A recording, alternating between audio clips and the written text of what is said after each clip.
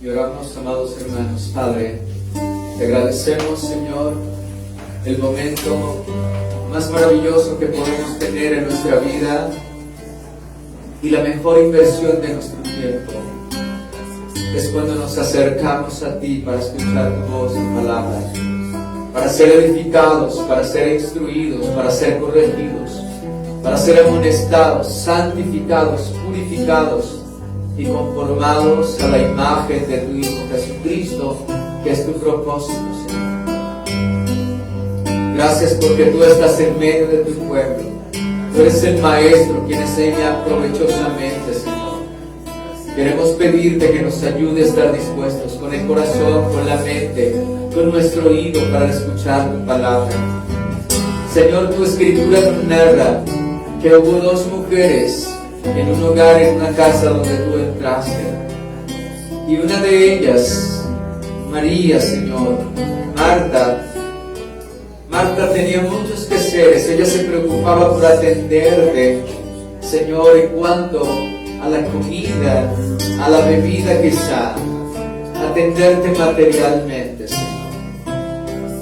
Y tenía muchos quehaceres. Tú le dijiste que todos los quehaceres y todas las cosas traían turbación a su vida, a su alma, y esto le impedía verdaderamente a dedicarse y atenderle de la manera que tú quieres que le atendamos. Y el ejemplo extremo es María. María tenía las mismas corresponsabilidades que su hermana, pero ella abandonó todo ello solamente para postrarse a tus pies, a escuchar tu palabra, Señor. Marta quería que su hermana le ayudara y interviene con el Maestro. Dile a mi hermana que no le da cuidado, que me deje servir sola. La respuesta divina es: Marta, afanada, turbada estás con muchos quehaceres, pero éste ha elegido la mejor parte, la que no le será quitada. Podemos invertir el tiempo en muchas cosas de esta vida y todo eso nos será quitado. Pero hay un tiempo, una inversión la cual nunca nos será quitada, porque ella es eterna. Y es que podamos invertir nuestro tiempo, dedicarnos a ti, a escuchar tu voz, tu palabra, porque tu palabra es espíritu y es vida, vida eterna y vida abundante. Te lo pedimos, Señor, que nos bendiga de esta manera, en Cristo Jesús. Amén. Gloria a Dios. Pueden sentarse. Y vamos a dirigirnos al capítulo 2. Vamos a hacer la lectura del capítulo 2 del Santo Evangelio de San Juan, en este estudio expositivo del Evangelio de San Juan, capítulo 2. Y allí nos registra el primer milagro de nuestro Señor Jesucristo. Y es como la salida pública, es como la primera salida en escena y pública donde Cristo manifiesta su deidad a los hombres, a la multitud. Dice allí la Escritura, con la bendición del Padre, del Hijo y de su Santo Espíritu, para la gloria del Señor y nuestra edificación. Pueden permanecer sentados. Al tercer día se hicieron unas bodas en Caná de Galilea. Recuerde que Juan dice que el primer día fueron allí muchas personas vinieron a preguntarle señorías, ¿verdad? Luego en el segundo día fueron discípulos de Juan, ¿verdad? Ellos se acercaron también a preguntar por Jesús. Luego vemos que al siguiente día también Jesús llamó a otros dos de sus discípulos. Y también vemos ahora que al tercer día sucede esto. Cristo ya tiene algunos de sus discípulos y al tercer día se hicieron unas bodas en Caná de Galilea y estaba allí la madre de Jesús. Y fueron también invitados a las bodas Jesús y sus discípulos. Y faltando el vino, la madre de Jesús le dijo: no tienen vino. Jesús le dijo: ¿qué tienes conmigo, mujer? Aún no ha venido mi hora. Su madre dijo a los que servían: haced todo lo que os dijere. Y estaban allí 6 tinajas de piedra para agua, conforme al rito de la purificación de los judíos, en cada una de las cuales cabían 2 o 3 cántaros. Jesús le dijo: llenad estas tinajas de agua, y la llenaron hasta arriba. Entonces le dijo: sacad ahora y llevadlo al maestresala. Y se lo llevaron, y cuando el maestresala probó el agua hecha vino, sin saber él de dónde era, aunque lo sabían los sirvientes que habían sacado el agua, llamó al esposo y le dijo: todo hombre sirve primeramente el buen vino, y cuando ya han bebido mucho, entonces el inferior, mas tú has reservado el buen vino hasta ahora. Este principio de señales hizo Jesús en Caná de Galilea, y manifestó su gloria, y sus discípulos creyeron en él. Después de esto descendieron a Capernaum él, su madre, sus hermanos y sus discípulos, y estuvieron allí no muchos días. Amén, gloria al Señor. Bien, es una escena maravillosa, es una situación también difícil para los que están de bodas, pero el Señor manifiesta allí una obra gloriosa, maravillosa de su poder, de su deidad. Hermanos, como estamos en el Evangelio de San Juan, el milagro que nuestro Señor Jesucristo hace aquí constituye una de las pruebas más fehacientes, más firmes de la deidad de nuestro Señor Jesucristo. Escucha, su ministerio comienza afirmando, mostrando su deidad. Y Juan, en el Evangelio de San Juan, Juan tan solamente toma 8 milagros de nuestro Señor Jesucristo. Pero ellos son suficientes para mostrarnos que Jesucristo es Dios, es el Hijo de Dios, es Dios encarnado, para que creamos en Él y para que creyendo en Él tengamos vida eterna. Entonces, son 8, recuerde, son solamente 8. Al estudiar y mirar todos los que manifiesta, solamente Él tomó 8 de todas las obras de nuestro Señor Jesucristo. Pero quiero mostrarles capítulo 3, versículo 2.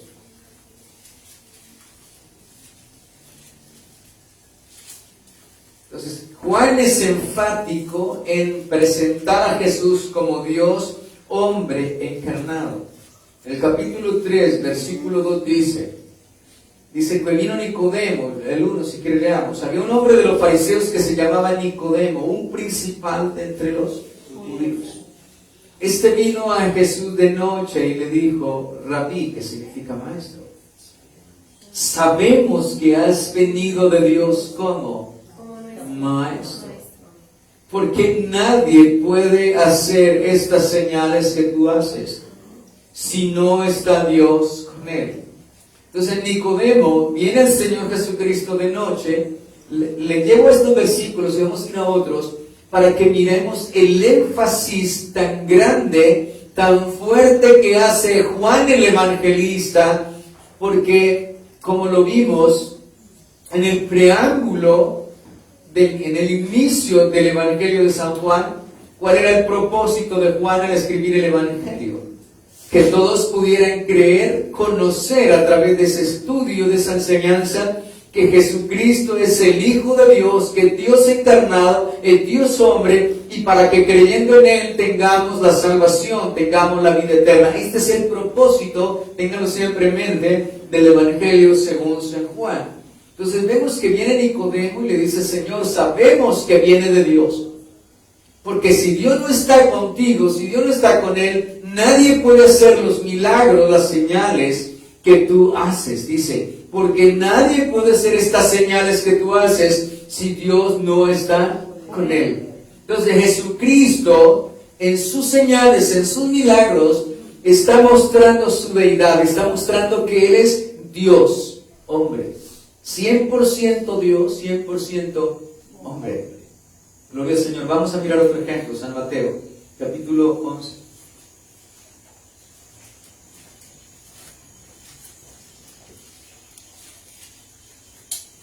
San Mateo, capítulo 11.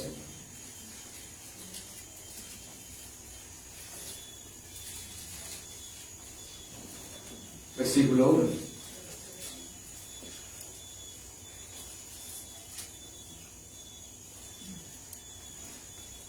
Juan está en la cárcel, Juan el Bautista está ya en la cárcel. Ustedes saben por qué Juan el Bautista fue encarcelado, ¿verdad? Por decirle a un hombre que no era lícito tener la mujer de su hermano, por corregirle, por amonestarle el pecado. Cuando Jesús terminó, el verso 1, 11:1, cuando Jesús terminó de dar instrucciones a sus 12 discípulos, se fue de allí a enseñar y a predicar en las ciudades de ellos. Y al oír Juan en la cárcel los hechos de Cristo, le envió 2 de sus discípulos para preguntarle: ¿eres tú aquel que había de venir o esperamos a otro? Respondiendo Jesús les dijo: id y haced saber a Juan las cosas que oís y veis. Juan todavía está en la cárcel y tiene dudas si Jesucristo es el que había de venir o esperamos a otro. Pero la respuesta del Señor es muy enfática, es severa, es supremamente sólida, contundente, para eliminar toda sombra de duda que hay en la mente y en el corazón de Juan acerca de que Jesucristo era verdaderamente el Mesías. Se recuerde que Juan el Bautista ya ha bautizado el Maestro, ha visto descender el Espíritu Santo en forma de paloma, él lo ha anunciado y lo ha proclamado: este es el Cordero de Dios, era el que venía delante de él anunciando que se arrepintieran, porque detrás de él venía uno que no era digno, el cual bautizaría el Espíritu Santo y fuego. Pero aún hay una duda en Juan, y Juan manda sus mensajeros a preguntarle al Señor Jesucristo. Ahora, la respuesta del Señor Jesucristo es muy importante. Lo que le dice: dice, sí, yo soy, aunque él decía muchas veces yo soy. Y algunos hombres cayeron en la tierra cuando Jesucristo dijo yo soy. Ahora, la respuesta es: ir y hacer saber a Juan las cosas que oís y veis. Hermanos, cuando alguien se llama a testificar acerca de alguna cosa, él tiene que tener la evidencia de que oyó y vio. Debe ser veraz. Cuando se llaman los testigos ante un tribunal, son llamados, ellos tienen que comparecer. ¿Qué fue lo que usted vio y oyó? Ahora, la respuesta del Señor es: dile lo que ven y oyen. ¿Qué veían y oían? Los ciegos que ven, los cojos andan, los leprosos son limpiados, los sordos oyen, los muertos son resucitados, y a los pobres es anunciado el Evangelio, y bienaventurados el que no haya tropiezo en mí. Esa es la respuesta extraordinaria, maravillosa. De esta manera, el Señor Jesucristo derriba la sombra de duda en el pensamiento y en el corazón que hay en Juan. ¿Eres tú o esperamos a otro?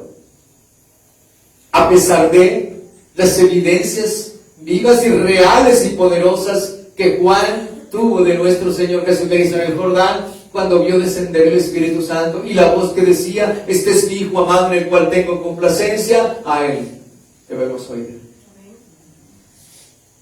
Entonces, cuando el Señor responde de esta manera, está mostrando que es su deidad, que solamente Dios puede hacer esto.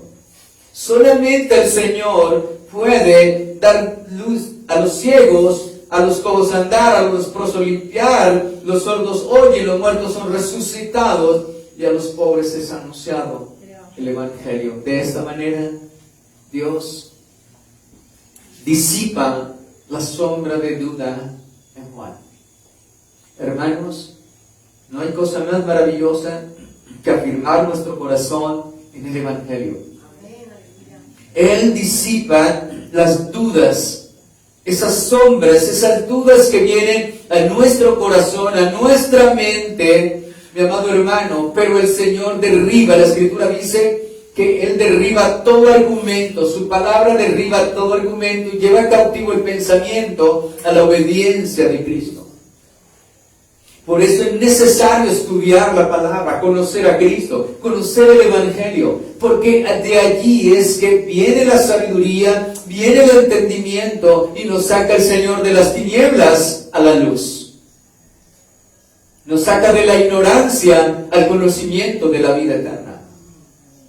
Ahora, Todos estos detalles están demostrando que Jesucristo es Dios. Por eso tomo estos versículos antes de entrar de lleno al capítulo 2, mostrando que el propósito de Juan, cuando habla de la primera escena de apariciones con milagro, es demostrándonos la deidad, o sea que Jesucristo es Dios encarnado.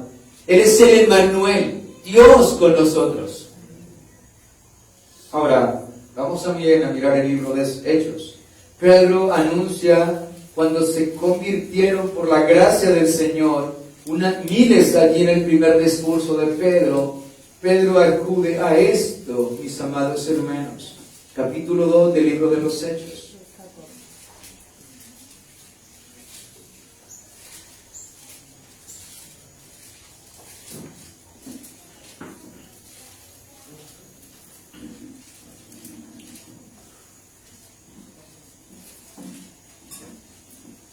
Los 22, vamos a leer.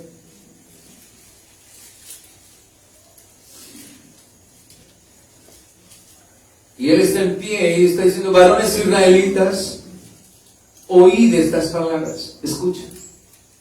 Pedro enfatiza. Pedro quiere que no haya sombra de duda en ellos. Escuchen estas palabras. Es Dios mismo hablándonos a nosotros por el Espíritu Santo que estaba en Pedro. Escuchen esto, oigan esto, sepan esto. Es de primera mano, es primordial, es fundamental. Varones israelitas, oíd estas palabras. ¿Qué palabras? Jesús Nazareno, varón aprobado por Dios entre vosotros. Escucha bien. Él habla, varón aprobado por Dios entre vosotros, y de una vez acude al poder extraordinario. Ustedes recuerdan a la mujer que padecía flujo, ¿verdad? Ella se acerca al maestro y ella se acerca con tal fe que dice: si tan solo tocar el borde de su manto, seré sana. Y luego el Señor dice: alguien me ha tocado. Y los discípulos dicen: a la multitud está el Señor, ¿quién no? Porque poder ha salido de mí. Hermanos, esto es lo que está diciendo Pedro. Él es varón aprobado de Dios. Él es Jesús de Nazaret. Dice: varón aprobado por Dios entre vosotros. ¿Con qué? Con los maravillas, prodigios y señales que Dios hizo entre vosotros por medio de Él, como vosotros mismos sabéis. Entonces, cuando Él comienza a predicarles de Cristo, que fue que ellos fueron los que lo crucificaron, y se ve que Dios había aprobado, Él acude. Nadie en la historia de Israel, ningún profeta, se hubiera levantado, que hubiera hecho todos estos milagros extraordinarios. Ellos demuestran, dice la palabra de Dios, aprobado, que Dios estaba en él y Dios lo hizo por medio de él. Muestran la deidad de nuestro Señor Jesucristo, que solo Dios puede hacer tal cosa. Y de esta manera Juan afirma, confirma, Pedro también, en Mateo también, enfatizan sobre la divinidad de nuestro Señor Jesucristo, sobre la deidad de nuestro Señor Jesucristo. Entonces dice que hizo muchas señales. Ahora, capítulo 20 de Juan.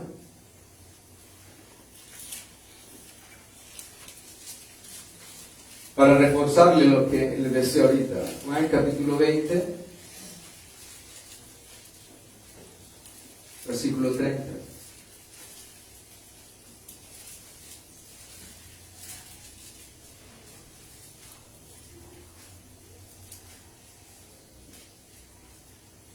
Dice, hizo además Jesús muchos otros señales en presencia de sus discípulos, los cuales no están escritas en este libro, pero estas se han escrito para que creáis en que Jesús es el Cristo, el Hijo de Dios, y para que creyendo tengáis vida en su nombre. Entonces dice, se hicieron muchas más señales.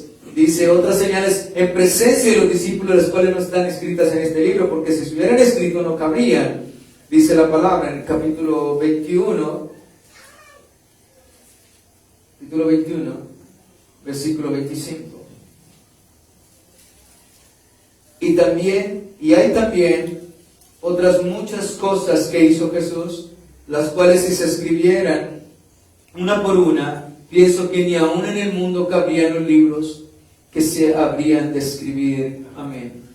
Juan cierra el libro de Juan, el Evangelio, diciendo, no son solamente los 8 milagros que él tomó, son muchas cosas, pero por el Espíritu de Dios, lo que Dios quiso que quedara, esto es suficiente. ¿Para qué? Para que nosotros miremos nuevamente lo que dice en el versículo, capítulo 20, versículo 31. Pero estas cosas se han escrito para que creáis que Jesús es el Cristo. 8 milagros. Y lo demás que dejó escrito. Esto es suficiente para que creamos que Jesucristo, que Jesús es el Cristo, el Salvador, el Hijo de Dios, y para que creyendo tengáis vida en su nombre. Este es el propósito final del Evangelio de San Juan. Entonces, lo que quería aquí en esta introducción es que consideremos que los milagros de nuestro Señor Jesucristo, los milagros que Él realizó, constituyen pruebas fehacientes, convincentes, verdaderas, no solamente de la divinidad del Señor, sino de la deidad, que Jesucristo es Dios hombre, es el Emmanuel con nosotros, el Dios con nosotros, el Dios que dijo que visitaría a su pueblo, que luz resplandecería a aquellos que estaban en las regiones sentadas en tinieblas. Este es el Cristo, y es lo que hace Juan. Nuevamente volvemos al Santo Evangelio de San Juan, en el capítulo 2, y vamos entonces a desarrollar este hermoso milagro que sucedió allí. Lo primero que tenemos es el escenario de donde se desarrolla este milagro. Es muy importante, mis amados hermanos, que sepamos esto. Y dice, al tercer día se hicieron unas bodas en Caná de Galilea, y allí estaba la madre de Jesús.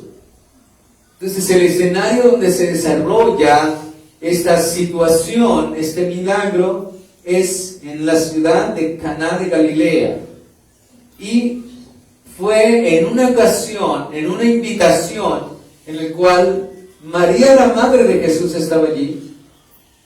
Por lo que dice la Escritura, al parecer ella tenía algo que ver con la boda. No sabemos si son familiares, son amigos, pero tenía algo que ver allí, porque luego dice que, y estaba allí la madre de Jesús, pero el versículo 2 dice, y fueron también invitados a la boda Jesús y sus discípulos.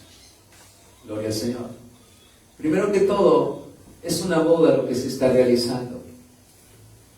En el primer siglo, en el tiempo de nuestro Señor Jesucristo, una boda era un acontecimiento social muy importante en la Palestina del siglo I. Y estas bodas allí podrían durar hasta una semana. Por eso es la importancia tenemos que introducirnos y mirar aspectos muy importantes y detalles. Y esas bodas, quienes pagaban la boda, los gastos de toda la boda, eran el esposo, quien iba a ser el esposo, y la familia del esposo. Muy contrario a lo de nosotros, ¿cierto? Hoy en día, en nuestra cultura, es la familia de la esposa, de la novia, quienes pagan los gastos. Gloria a Dios. Y hay un hecho allí, dice la palabra, el versículo 2 dice, y fueron también invitados a la boda Jesús y sus discípulos. Bien, ¿qué situación ocurre allí, mis amados hermanos? El versículo 3 dice, y faltando el vino, la madre de Jesús le dijo, no tienen vino. Se presenta una situación muy difícil y complicada para esta familia, o para este hogar que se estaba formando, para esta pareja que se está uniendo. Hermanos, en la cultura antigua y en los tiempos del Señor Jesucristo, el que el novio y su familia no pudieran sufragar los gastos, tenían problemas legales, porque era una persona, comenzaba como una persona que era incapaz de sostener, de responder. Sería una persona irresponsable. Le traería vergüenza a él, a su familia y también a la novia. Sería una situación social muy vergonzosa que los haría estigmatizar, mis amados hermanos. Llevarían una marca. Imagínense ustedes ser invitados a una boda. Y resulta que la mitad de los invitados se quedaron sin cena, sin bebida, pero sí llevaron su buen regalo. Hermanos, yo estuve en un lugar de una boda hace muchos años. Y vi, lo digo porque lo vi. Y resulta que no fue porque de pronto hubo más personas, los invitados llevaban otras personas, porque las personas tenían todo bien contado para que no faltase nada. Pero hubo pocas personas que se quedaron sin la cena. Y vi cuando esas personas con rabia, ya habían salido muchos, destruían como la ambientación, destruían todo el, ¿cómo se llama eso? Los arreglos. Y ya la rabia porque no había alcanzado la comida para ellos. Y eso lógicamente es una afrenta, es una vergüenza. Pues bien, aquí sucede algo. Aquí hay una situación que trae afrenta, que trae vergüenza y que va a ser muy, muy vergonzoso para el novio, para la novia y también para la familia del novio y la familia de la novia. Delante de todos los invitados van a quedar en vergüenza. Por eso es que María, la madre de nuestro Señor Jesucristo, ella dice, y faltando el vino. Ahora, vamos a ver que el vino es algo muy importante en aquella cultura. Hermanos, hay muchas culturas antiguas que es parte de su mesa el vino. No aquí nosotros. Aquí en nuestra mesa muchas veces nos falta el agua panela, ¿cierto? Nuestra cultura es el agua panela, por decirlo así. Pero en aquellas culturas antiguas el vino es muy importante. Y vamos a mirar que aquí hay algo, y faltando el vino. Quiero detenerme un poquito acerca del vino, a dar alguna explicación acerca de esto. Bien, lo que vemos aquí es que vamos a mirar algo muy importante aquí. El vino en la palabra del Señor. Cuando miramos aquí y registramos la palabra del Señor, encontramos que Dios es creador de todas las cosas y Dios lo hizo todo bueno, pero el hombre que pervirtió lo bueno. Igual que hoy en día a lo bueno le llaman malo y a lo malo le llaman bueno. Y como dice la Escritura, que el hombre dejó de darle el uso natural aún a su cuerpo y le dio un uso que es contra naturaleza, que es lo que estamos viendo también, tanta aberración y perversión. Bien, mis amados hermanos, y vamos a mirar que Dios aprueba el vino, pero también Dios condena la embriaguez. Y vamos a ir a Timoteo. Esto no quiero dejarlo pasar por alto porque nos está hablando acerca del vino y quiero que tengamos ese conocimiento claro acerca de lo que Dios nos muestra aquí en su palabra. Primero vemos que Dios lo está aprobando como un uso terapéutico. Primera de Timoteo, para que no tengamos el vino como, el vino el demonio. ¿Sí? Mucha gente tiene el vino como el demonio. No, Señor, no es así. Primera de Timoteo, capítulo 5. Versículo 23. El apóstol Pablo, por el Espíritu Santo, habla a Timoteo de la siguiente manera. Timoteo era un joven que padecía muchas enfermedades. Padecía mucha dolencia. Yo me identifico mucho con Timoteo. Y el apóstol Pablo le dice, ya no bebas agua. O sea, el problema aquí era de salud. No sabemos cuál sea el problema, estomacal, no sé, gastritis, no sé, una úlcera, bueno, no sé, no sabemos. que sabemos es que le dice, ya no bebas agua, sino usa ¿de qué? Un poco de vino. Bien, escucha bien que le está diciendo. Un poco de vino. Usa un poco de vino. Ahora no van a coger una botella, hermano, es que a mí estoy como mal del estómago y entonces la palabra es un poco de vino. Sí, de ninguna manera, mis amados hermanos. Todo me lícito, mas no todo ¿qué? Conviene. Y yo no voy a hacer nada que afecte la debilidad que a mi hermano débil lo vaya a afectar. De ninguna manera. Dijo el apóstol, prefiero ni comer carne, ni beber vino, no prefiero nada de esto, con tal de que pueda ganar a muchos. Dice, usa un poco de vino por causa de tu estómago y de tus frecuentes enfermedades. Entonces la recomendación de Dios acerca del vino era terapéutico, ¿cierto? Era terapéutico. Y en aquella cultura, base de su mesa era así, de esa manera. Era el vino. Una vez estaba en una nación donde la cultura es el vino y me sirvieron, yo quería un churrasco, me sirvieron y colocaron la botella de vino ahí, las copas, y mi hermano, nos tomaron una foto y yo la publiqué. Uy, el pastor, véalo, Pero no consumí nada de eso, no es mi cultura, no es mi deseo. Pero la colocaron ahí porque es parte de la cultura de ellos. Ahora, dice, esto era por causa de ¿qué? Del estómago y de frecuentes ¿qué? Enfermedades. Ahora, miremos también que Dios condena la borrachera. Dios condena a los borrachos. Los borrachos no tienen herencia ni parte en el reino de los cielos. Vamos a ir a Proverbios, capítulo 1, Proverbio 21. Como se está hablando aquí del vino, tengo que exponer y tengo que desmenuzar muy bien lo que está ocurriendo acá, mis amados hermanos. Porque muchos quieren legalizar la borrachera. Dice que Jesús bebió de tal manera que quizás se embriagó, y entonces de esta manera los creyentes abusan, tuercen la escritura. Proverbios capítulo 20.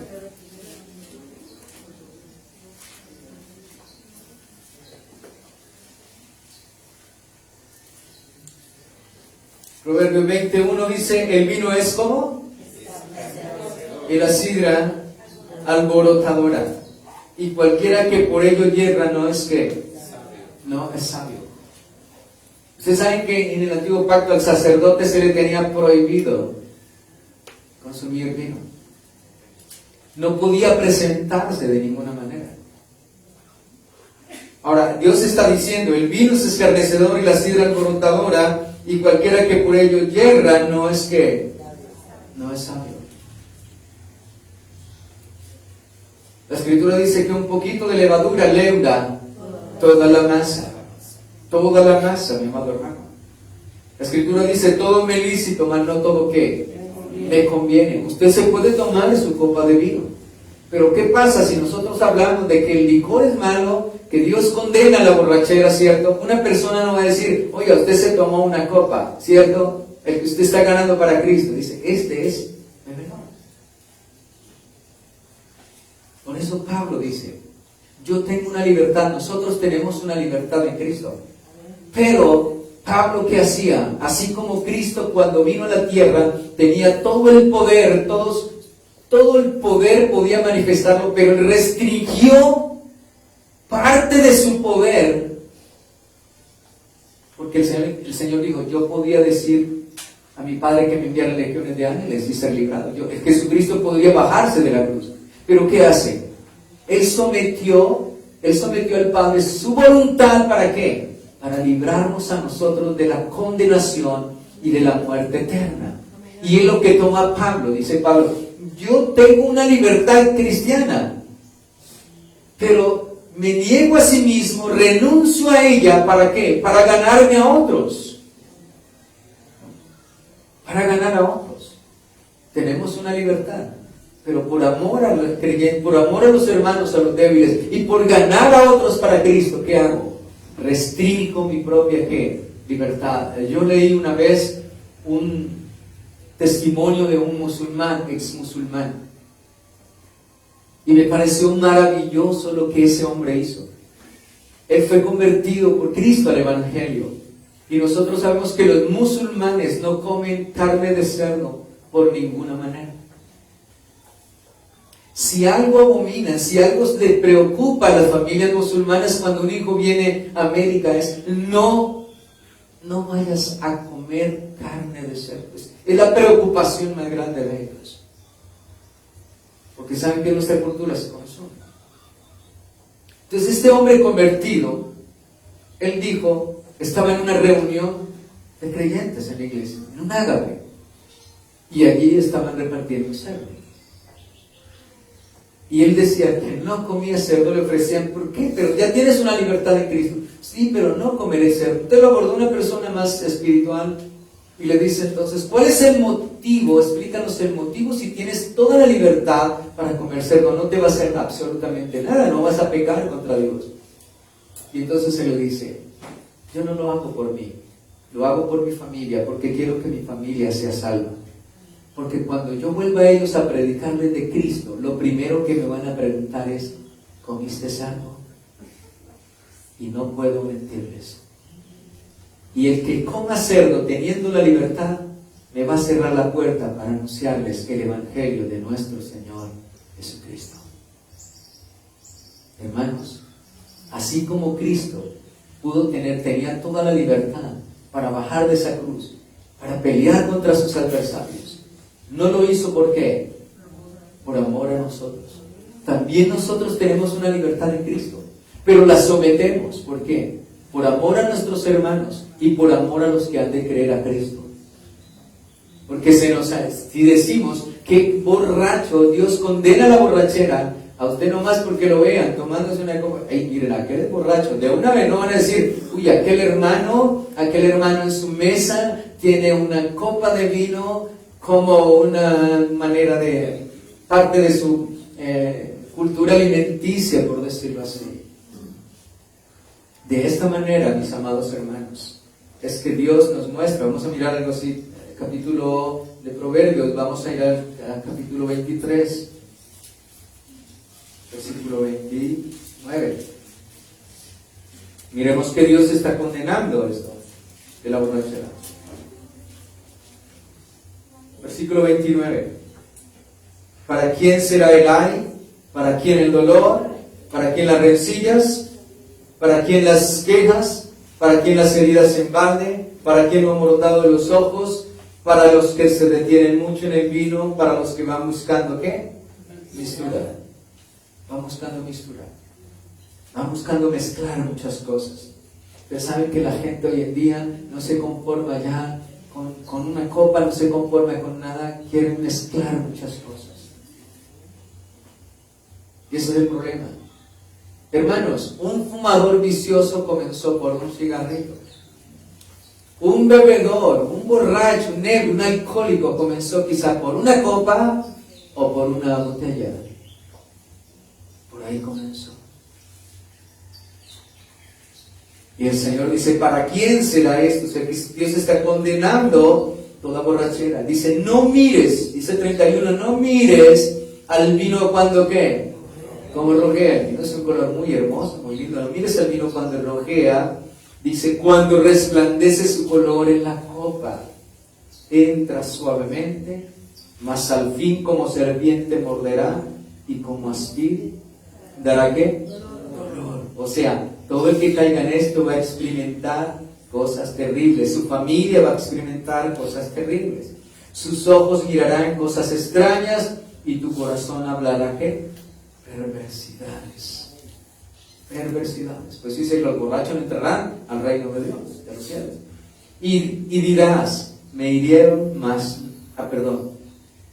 Serás como el que yace en medio del mar o como el que está en la punta de un mastelero y dirás, me hirieron, mas no me dolió. Me azotaron, mas no lo sentí. Cuando despertare aún, lo volveré a buscar. Y esa es la vida de todos aquellos que caen en el alcohol, en el vicio. Lo volverán a buscar. No importa cuánto dolor, cuánto sufrimiento, cuántos golpes, cuántas heridas, cuánto trabaje duro matándose para luego el fin de semana acabarlo, gastarlo todo su dinero. La Escritura dice que el bebedor de vino y el comedor de carne empobrecen, porque solamente piensan en beber y piensan solamente en comer, ser comilones, solo piensan en esto, dice que empobrecen, dice la Escritura. También quiero que vayamos 1 Corintios capítulo 5.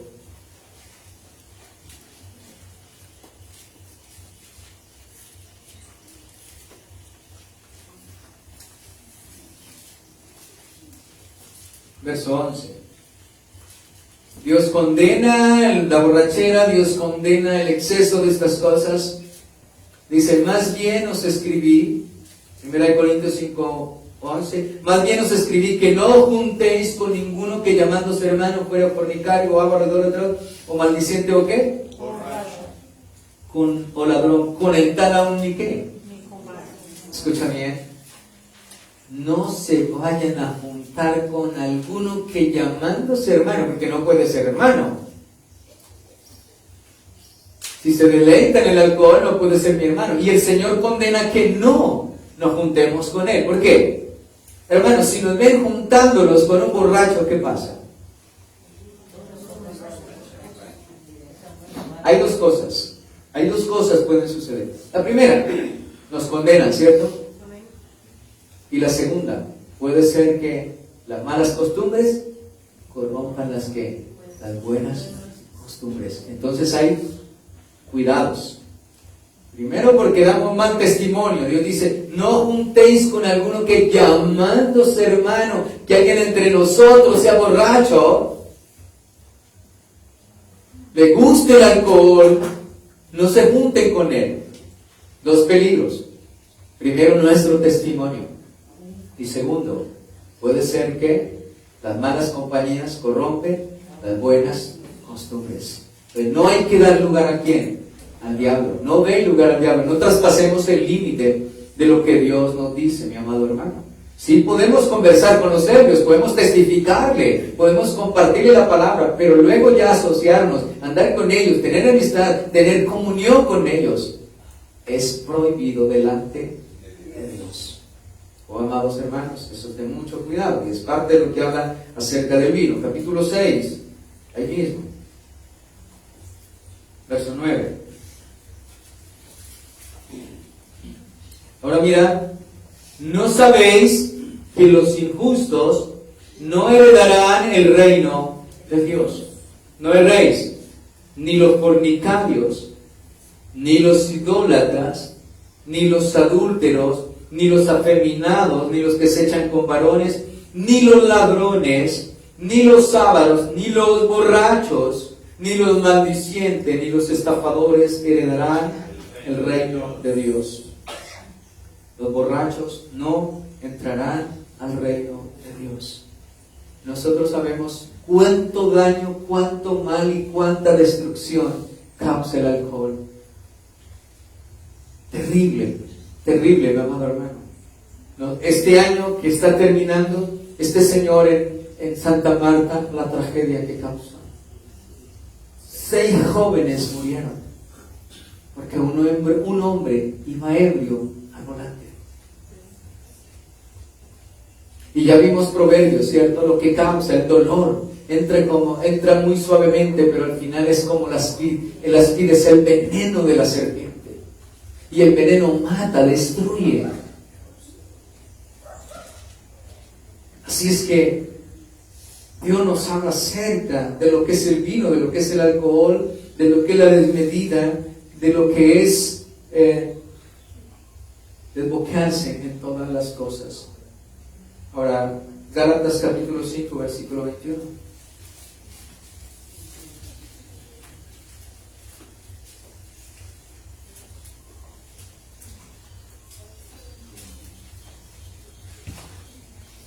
Dice la palabra que son las obras de la carne y el fruto del Espíritu.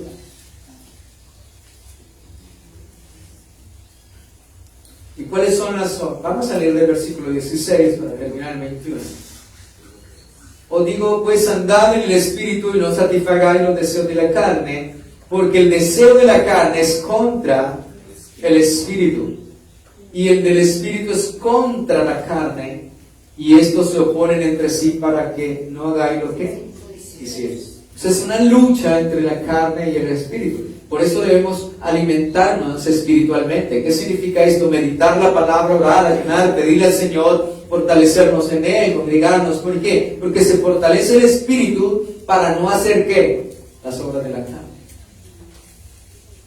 Pero si sois guiados por el espíritu, no estáis bajo la ley. Versículo 18, ahora el 19. Y manifiestas son las obras de la carne que son: adulterio, fornicación, inmundicia, lascivia, idolatría, hechicerías, enemistades, oiga, escucha bien, enemistades, pleitos, celos, iras, contiendas, disensiones, herejías, envidias, homicidios y borracheras, orgías y cosas semejantes a esta, acerca de las cuales os amonesto, como ya lo he dicho antes, que los que practican tales cosas no heredarán el reino de Dios. No heredarán el reino de Dios. Oh, hermanos, y los que dicen, oh no, esos evangélicos no, que uno no puede mover, que uno no puede tomar, que uno no puede hacer esto, lo otro, son más aburridos. Es que los evangélicos dicen, no somos nosotros, es Dios quien ordenó, es Dios quien mandó. Usted sabe que el mundo no puede estar feliz y contento si no está borracho. Sí, como estaba de triste en las noticias porque la cerveza había subido de precio. Pero si le suben la cara, eso no hay ningún problema. Además está subiendo el alcohol. Igual van a pagar lo que sea por el alcohol. No importa que muchos tengan que dejar sus familias sin comida, sin vestido, sin muchas cosas, pero eso no importa. Hermanos, Dios ha dado una libertad en nuestra conciencia, pero esa libertad nosotros la rendimos por amor a quién? A Cristo. Nos negamos por amor a quién? A Cristo y a nuestros hermanos y a los que han de creer en Cristo por la enseñanza, por la predicación del Evangelio. Entonces así no nos sirve, o sea, como dijo Pablo, déjame mirar si me encuentro aquí en Romanos. Y ahora vamos a Romanos.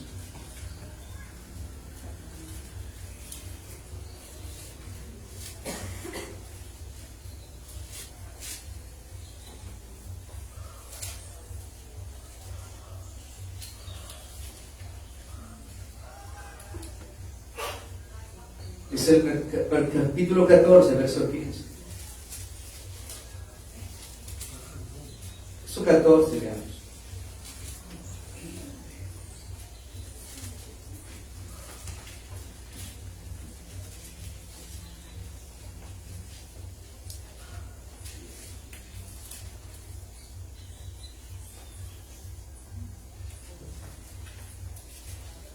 Dice el 14. Yo sé y confío en el Señor, 14:14.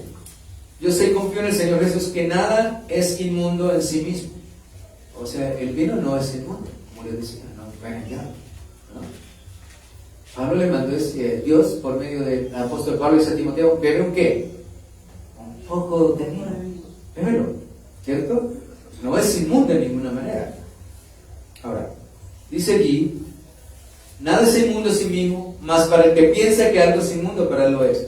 Pero si por causa de la comida, escucha, tu hermano es contristado, ya no andas conforme al amor, no hagas que por la comida tuya se pierda aquel que por quien Cristo ¿qué? Murió. Esto en cuanto a la comida, lo que ofrecían a los ídolos. O sea, yo no puedo hacer que por causa de comer o beber algo a mi hermano débil lo vaya a contristar y lo voy a hacer apartado. Y no, imagínense, este pastor dice que anuncia y exhorta a los borrachos, y él se estaba tomando una copa. Ya lo vi tomándose una copa de vino. ¿Te das cuenta, hermano? ¿Te das cuenta? Que la libertad nuestra, debemos nosotros mirar muy bien nuestra libertad. Que mi libertad no vaya a afectar ¿a quién? que está entrando, al que está comenzando, o quizá a alguien que queramos compartir la palabra. Dice luego Pablo, 15, pero si por causa de la comida tu hermano es contristado, ya no andas conforme, ¿qué? Al amor. El amor no hace mal al prójimo, siempre hace, ¿qué? Bien.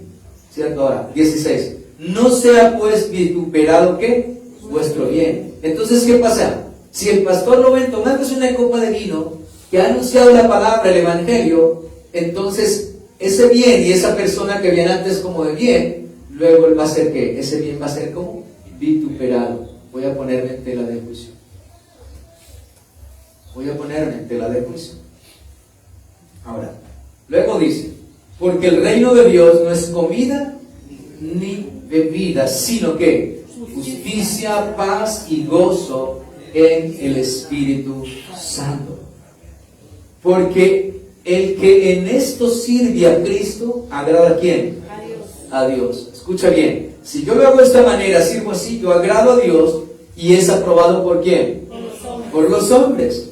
Así que sigamos lo que contribuye a la paz y a la mutua edificación. Pablo tenía libertad para comer y para beber, pero él se restringía a sí mismo, rendía esa libertad que tenía, ¿por qué? Para ganar, para edificar al hermano y para ganar al que no creía. Así que debemos seguir lo que constituye la paz y la mutua edificación. No destruya la obra de Dios por causa de ¿qué? De la comida. Todas las cosas a la verdad son limpias, pero es malo que el hombre haga tropezar a otros con lo que ¿qué? Escucha bien, todo es bueno, pero es malo que yo haga tropezar a otros con ¿qué? Con lo que comen. ¿Se acuerdan del musulmán? Él quería ganarse a su familia, pero él sabía que si comía cerdo le iban a preguntar a lo primero que le iban a preguntar y él no iba a mentir. Tenía la libertad para hacerlo, pero el hecho de que si él comía iba a decir sí comí, le cerraba la puerta ¿para quién? Para anunciarles el evangelio de Cristo. Ahora bien, versículo 21, bueno es no comer carne ni beber ¿qué? Vino, ni nada en que tu hermano tropiece o se ofenda o debilite. Mi amado hermano, ahí está. Tenemos una libertad, pero bueno es no hacerlo, porque puede traer consecuencias que debilitan y afecten la fe de nuestros hermanos y también es un impedimento para que otros vengan a Cristo. ¿Te das cuenta, mi amado hermano? Que nuestra libertad como Cristo, también como Él nos dio ejemplo, rindió, ¿cierto?, su libertad, su poder, lo sometió. ¿Por qué? Pensando en quién, en nosotros, para salvarnos. ¿Te imaginas si Cristo viene a salvarnos y entonces vienen sus adversarios? Y como dijo don Juan y los otros discípulos, Señor, ¿quiere que hagamos descender fuego del cielo y los consuma? Imagínate cuando van a capturar a nuestro Señor Jesucristo y Pedro saca la espada. El Señor había podido pedir al Padre, llamar una legión de ángeles que estuvieran a su alrededor y hubieran destruido al adversario, pero ¿qué hubiera sido de nosotros? Si el Señor no restringe su poder, ¿qué hubiera sido de nosotros? Y cuando el Señor esté en la cruz allí, hey, si eres hijo de Dios, bájate de esa cruz, sálvate a ti mismo y a nosotros. Y Cristo desciende de la cruz, ¿qué hubiera sido de nosotros? Él tenía todo el poder para hacerlo. Todo el poder lo tenía. Pero no lo hizo. Restringió su poder. Lo sometió a la voluntad de ¿quién? Del Padre. Nosotros tenemos libertad, pero ¿qué hacemos con esa libertad? Por amor. Cristo todo lo hizo ¿qué? Restringió a sí mismo por amor a nosotros. ¿Qué hacemos nosotros? Tenemos una libertad, pero la restringimos por amor a ¿quién? A nuestros hermanos débiles y por los que han de creer por el testimonio nuestro. Recuerden que somos cartas leídas y todo el mundo nos lee, mis amados hermanos. Así que es muy importante, oh amados hermanos, que nosotros tengamos en cuenta que tenemos una libertad, que en sí el vino no es malo de ninguna manera, porque es una cultura, aún en el mundo, las culturas antiguas. Italia, Francia, en muchos países, en Sudamérica también, Chile, Argentina, son países donde su cultura, en su mesa no hay agua panela como nosotros, sino hay una copa de vino. ¿Sí? Entonces, no es esa nuestra cultura. Entonces, si alguno Cualquiera que anunciamos y predicamos que los borrachos no entrarán al reino de los cielos, lógicamente van a tener un mal pensamiento, una mala actitud, y una persona débil se va entonces a lastimar, mis amados hermanos. Y el Señor lo que quiere es eso, que no haya ese daño, mis amados hermanos. Volvemos, ya terminando aquí, acerca del vino. Volvemos nuevamente entonces a San Juan, casi termino de aquí.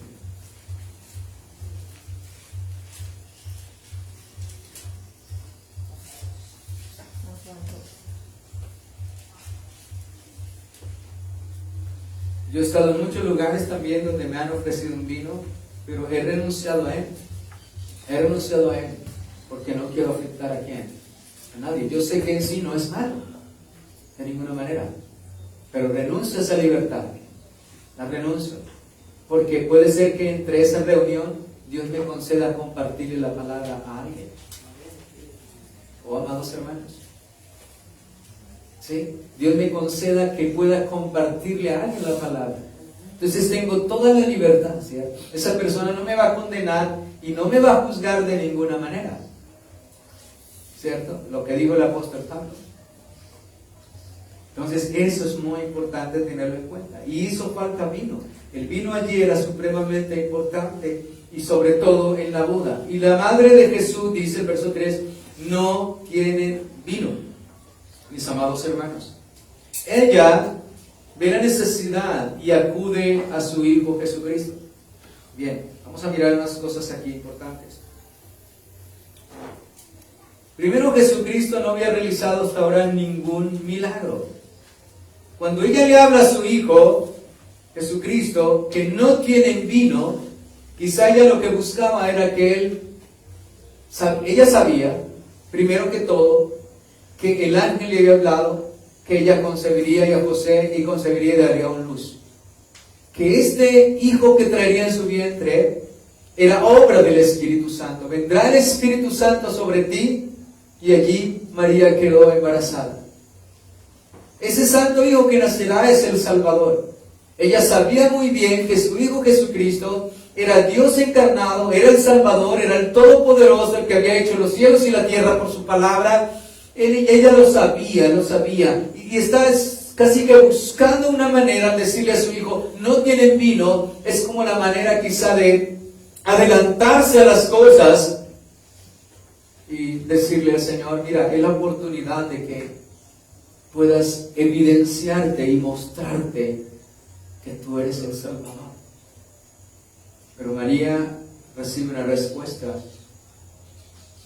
Jesús le dijo, ¿qué tienes conmigo? ¿Qué tienes conmigo? Es la respuesta que le da nuestro Señor Jesucristo. Y esto es, déjame decirle aquí, buscar el diccionario cerca, porque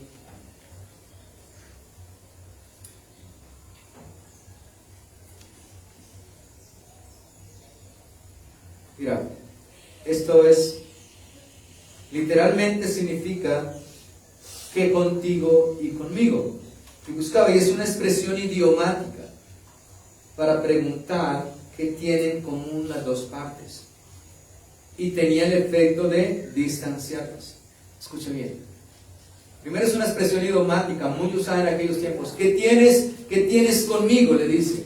Y vuelvo y repito, se usaba para preguntar ¿qué tienen en común las dos partes? O sea, lo que Jesucristo está diciendo, ¿qué tenemos en común los dos?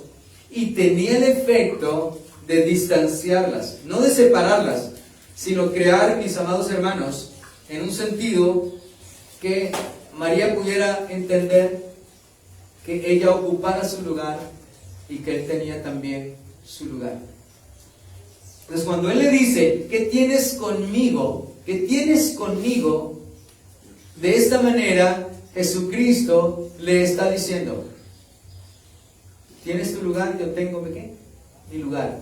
De ahí en adelante, nosotros podemos ver en los evangelios que el trato y la relación de nuestro Señor Jesucristo ya no se basaban en solamente puros afectos terrenales, sino que Él de aquí en adelante manifestaría su deidad. María tenía que tener bien claro que Él era Dios encarnado y que Él no iba a actuar, apresuradamente o en el tiempo de los hombres, como cuando nosotros le decimos, ¡ay, Señor, ya, por favor, ya! No, Dios no actúa así. Dios actúa de acuerdo al tiempo de su buena voluntad.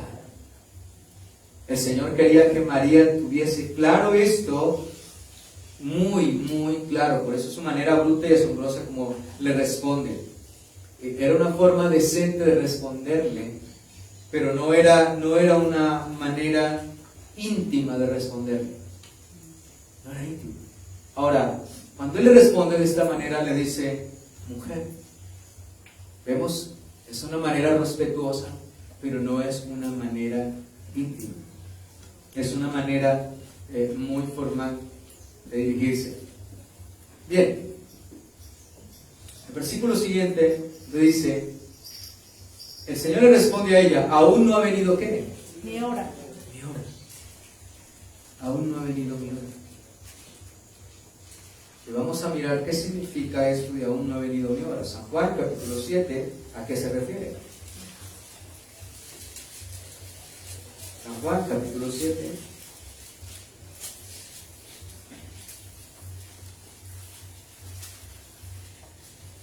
Versículo 6.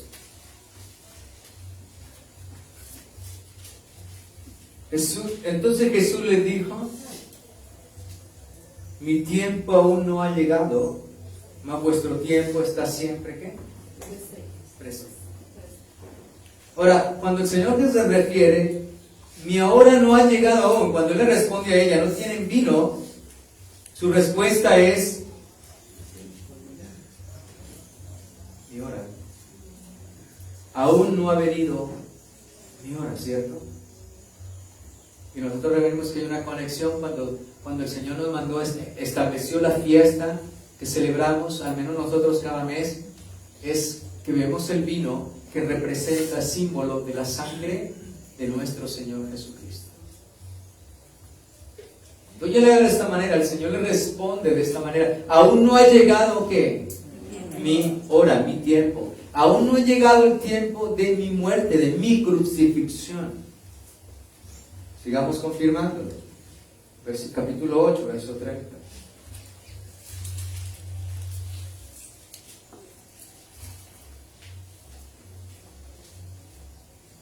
Hablándole estas cosas,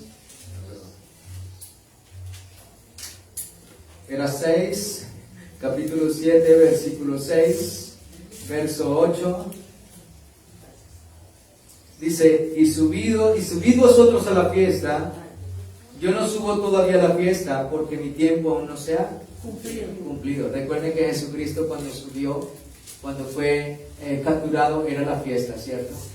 Y Él subió allí y fue crucificado en el tiempo de fiesta. Entonces dice, suban ustedes a la fiesta. Yo no subo todavía a esa fiesta porque mi tiempo aún no se ha cumplido. Y habiendo dicho esto, se quedó en Galilea, versículo 30.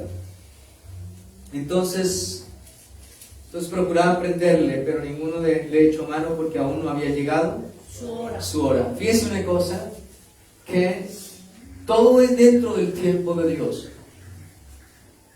Todo es dentro del tiempo de Dios.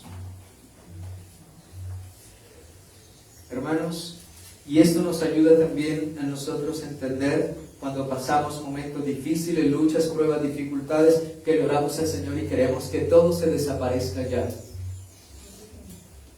¿Sabe? Porque si el Señor desapareciera todas nuestras circunstancias de una, nosotros seríamos cobardes. Nunca seríamos valientes. Nunca adquiriríamos paciencia. Seríamos hijos, ¿cómo se llaman esos hijos que el padre le da todo inmediato cuando piden?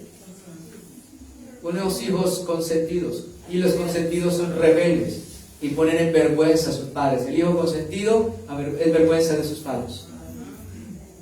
Entonces seríamos hijos rebeldes, porque el hijo está en circunstancias difíciles y el hijo clama y de una vez el padre, ten hijo. Los hijos que los padres les dan todo, apenas lo piden, no tienen ningún sentido ni valor acerca de las cosas, del trabajo y del esfuerzo. A los hijos hay que enseñarles a esperar en el Señor.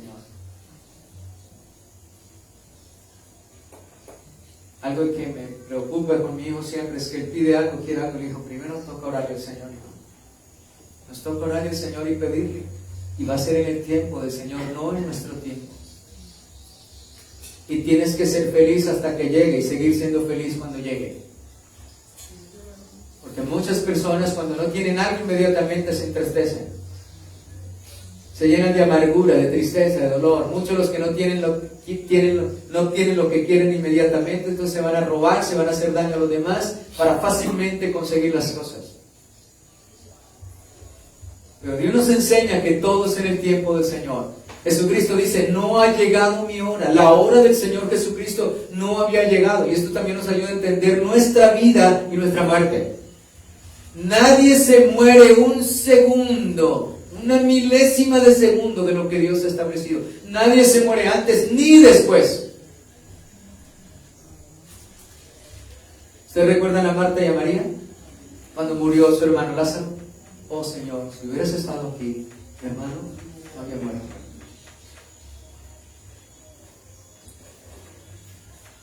Hermanos, Lázaro no murió porque el Señor Jesucristo no estaba, sino porque así estaba escrito y así tenía que cumplirse. Cuando alguien parte de este mundo, sea joven, sea viejo, muchas dicen, uy, si no hubiera ido por allí, si no hubiera hecho esto, si no hubiera... Sí, estos son los medios por los cuales se cumple el ciclo de la vida de una persona. Son los medios por el cual viene la muerte de una persona. Pero a nosotros se nos olvida algo, y es la soberanía de Dios. No existe nada en los cielos y en la tierra que no suceda sin la voluntad de Dios. Y Dios ha prefijado, ha establecido desde antes de los tiempos nuestra morada, nuestra habitación. Un día para nacer y un día para partir. De ahí, mi amado hermano. Y el Señor dice que el hombre no puede hacer nada, absolutamente nada, para librar su alma. Nada, absolutamente nada.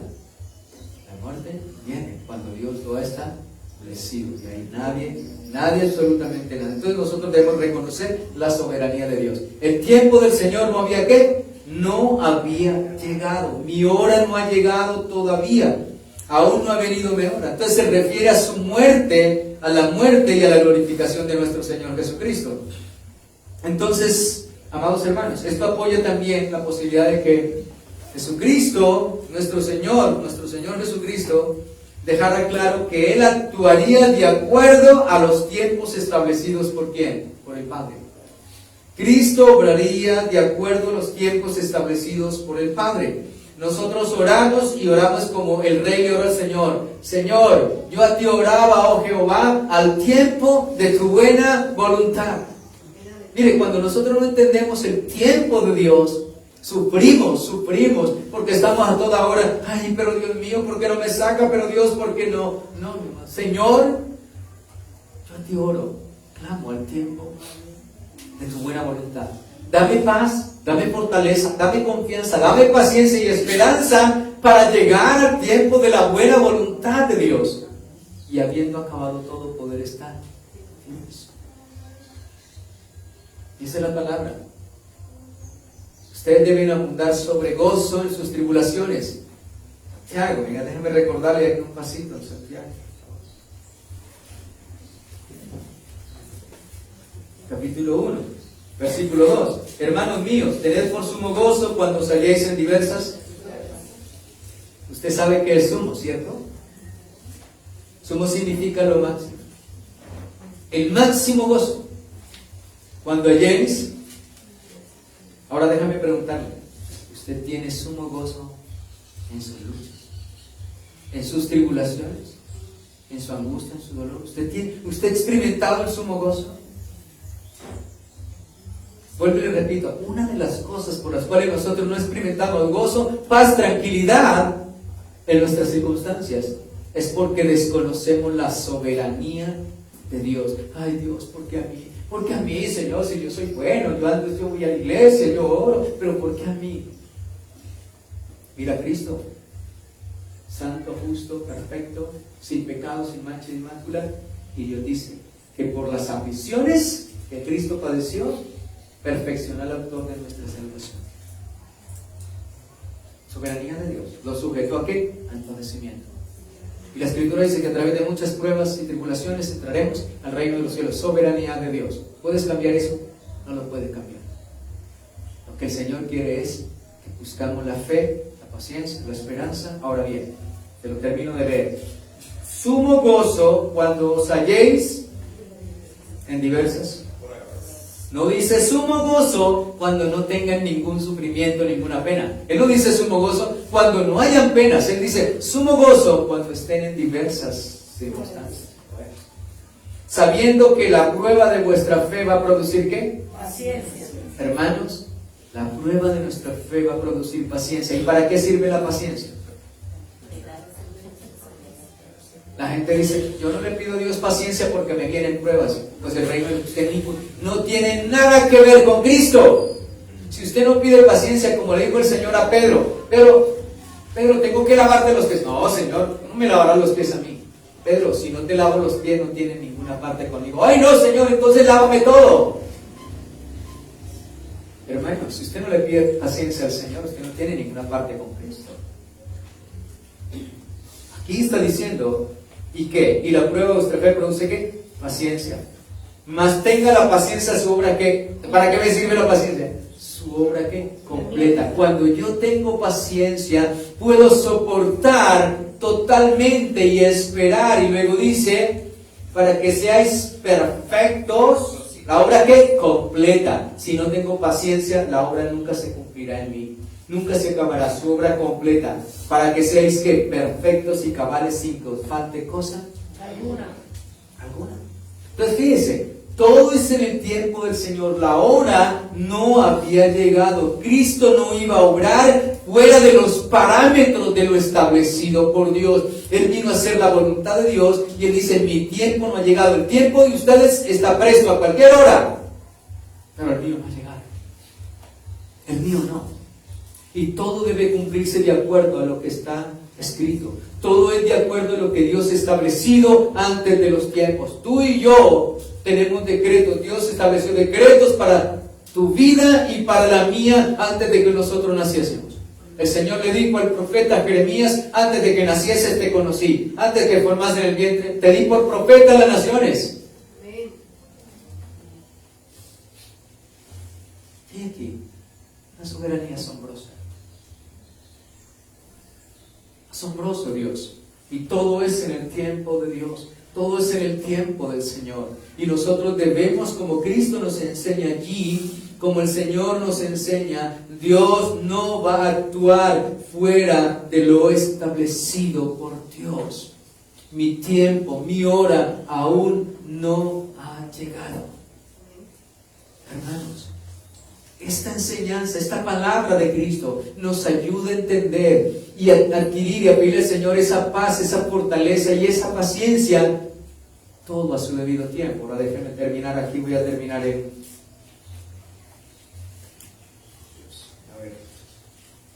Efesios.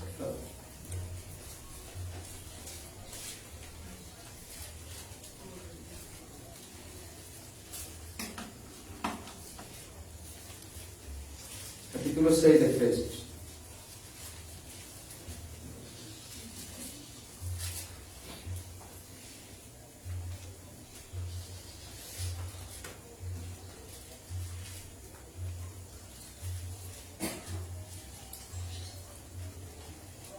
Verso 10, 6:10 dice, por lo demás, hermanos míos, fortaleceos en el Señor y en el poder.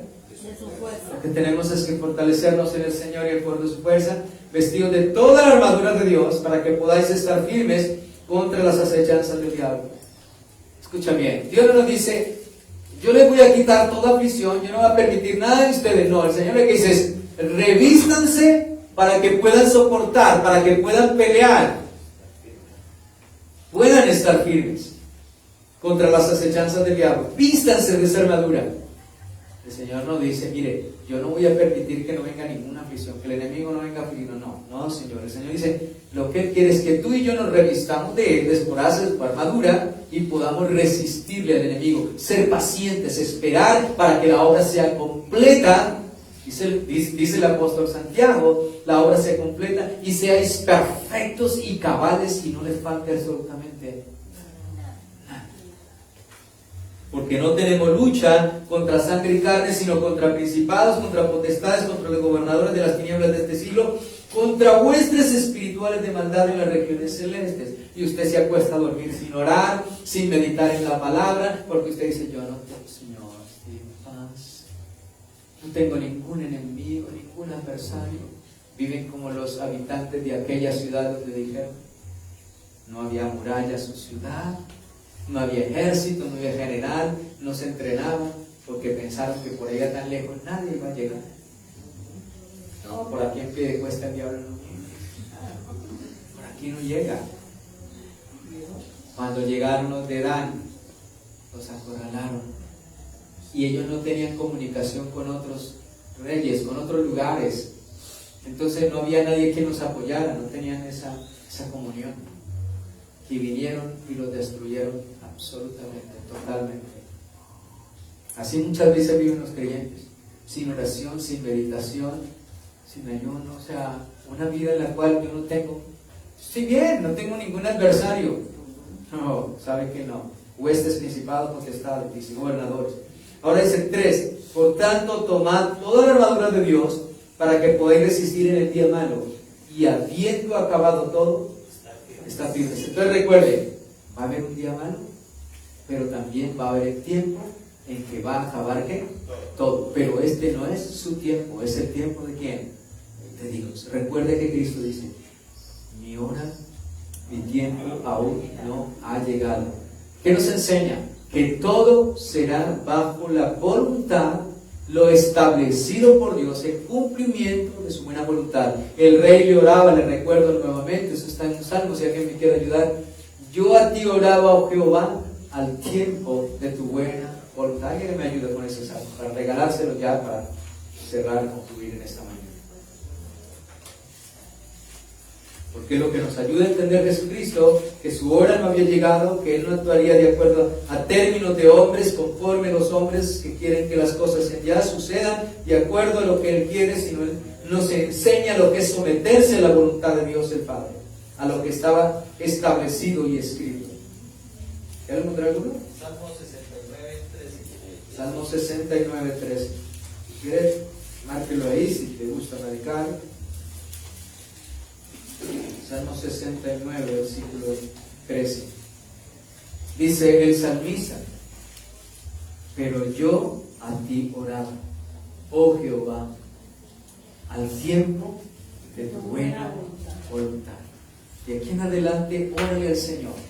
Y todo lo que le pidas al Señor, Señor, quiero pedir que tú me concedas la paciencia, que tú me concedas la fe, para saber esperar al tiempo de tu buena voluntad.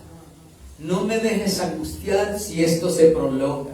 No dejes que yo me angustie, porque si se demora en la respuesta, entonces te vas a angustiar, te vas a afanar, te vas a preocupar, te vas a estresar, te vas a enfermar y te vas a infartar y te tenemos que sepultar. No. Esa enseñanza en las bodas, esa respuesta que el Señor le da a María, no solamente es con referencia a su muerte que no llega el tiempo, Él nos enseña a través de ella que hay un tiempo para todo, dice la Escritura. Tiempo para abrazar y tiempo para abstenerse de abrazar. Tiempo para amontonar y tiempo para esparcir. Tiempo para todo hay tiempo. Entonces todo tiene su tiempo. Yo a ti oraba, oh Jehová, al tiempo de tu buena voluntad. Oh Dios, por la abundancia de tu misericordia, por la verdad de tu salvación, escúchame, Señor. Escúchame. Y luego le dice, sácame. Pero primero le dice, ¿dónde? El tiempo de tu buena.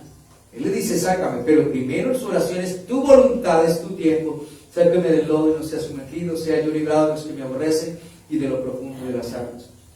¿Sí ven? Vemos cómo Él le pide que lo saque, que le responda, pero su oración, su inicio, cuando Él Llega a esa intimidad con el Señor, Señor, pero que sea el tiempo de tu buena voluntad. Mire, hay otros salmos. No puedo callar, ya inicié. Ustedes me regalaron 5 minutitos más.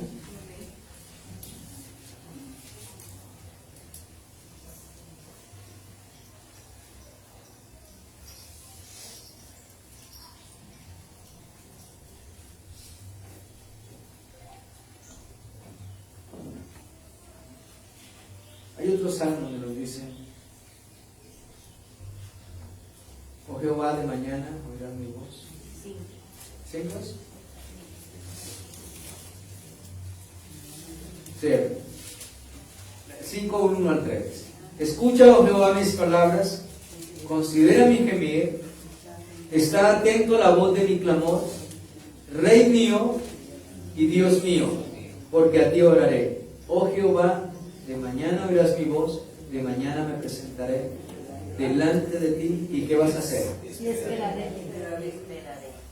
Escucha, la oración necesita esperar, y para esperar necesitas paciencia, para que la obra sea completa y seamos perfectos y irreprensibles. Hermanos, la obra tiene que ser perfecta y completa. Jesucristo no podía morir antes. Todo era en el tiempo de Dios. Todo es en el tiempo de Dios. Dime una cosa, las personas que no saben esperar en la vida, ¿cómo es su futuro? ¿Cómo son sus días? Yo he encontrado muchas personas: oh, si yo hubiera esperado, si no me hubiera apresurado. Los que tomaron esposo o esposa y luego se arrepintieron. ¿Por qué no esperé? ¿Por qué no oré más? ¿Por qué no ayudé más? La palabra dice que todo lo que se adquiere al principio a la ligera, su final no es de bendición.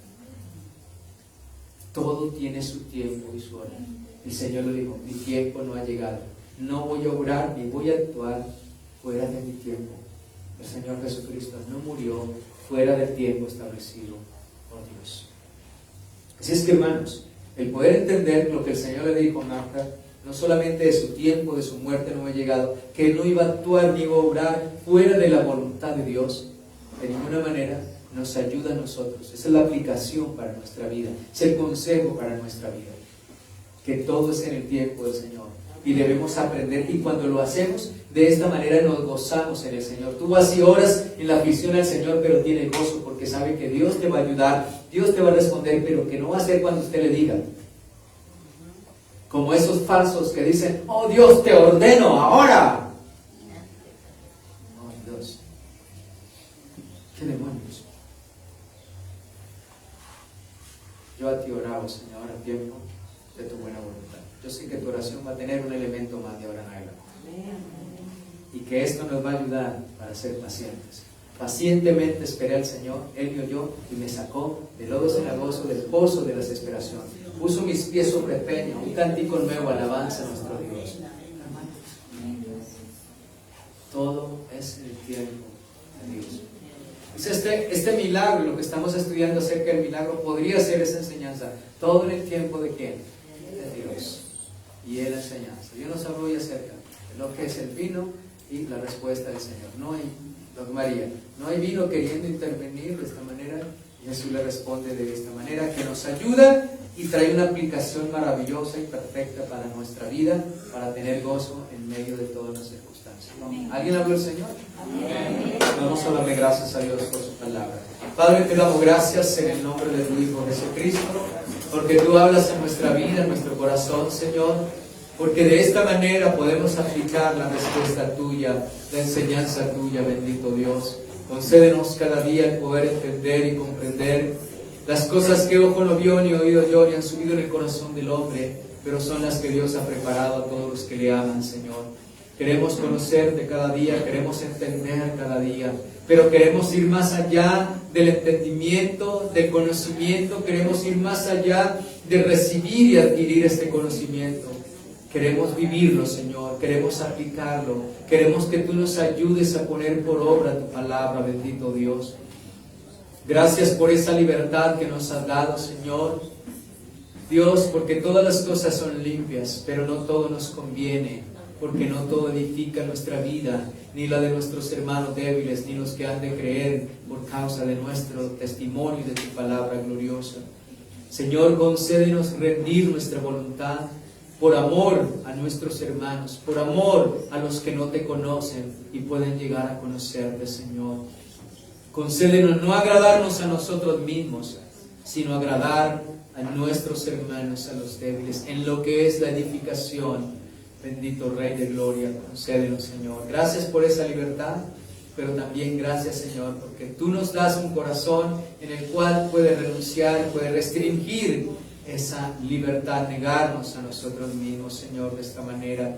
Amado Dios, también gracias, gracias, Rey de Gloria, porque tú eres un Dios que cambia las cosas. En aquel hogar, en aquella familia, en aquella reunión, obraste el bien de aquellos que pasaban un momento difícil, quizá los avergonzaría y traería consecuencias legales, bendito Rey de Gloria, de acuerdo a lo que significaba una boda en aquellos tiempos, bendito Rey, pero tú estuviste allí para obrar misericordia, para obrar tu milagro y mostrar que tú eres verdaderamente Dios, el Salvador de nuestras almas, el Dios con nosotros encarnado, y nos habla también de este privilegio tan grande que es aprender a saber, a esperar que todo tiene un tiempo, que todo es en el tiempo del Señor. Esto nos ayuda de manera singular, bendito Dios, que podamos nosotros aplicar y aprender a tener paciencia, confianza y esperanza en medio de todas nuestras circunstancias, sabiendo que tú eres un Dios soberano, que tiene el control de todas las cosas, que no nos dará más de lo que no podamos soportar y que juntamente con la prueba nos dará la salida, pero que todo será en el tiempo de tu buena voluntad. Ayúdanos, Señor, a orarte siempre, que nuestra oración inicie, Señor, siempre esperando en tu buena voluntad, porque tu tiempo es perfecto, porque tu tiempo trae gloria, tu tiempo trae alabanza, adoración para ti, bendito Dios.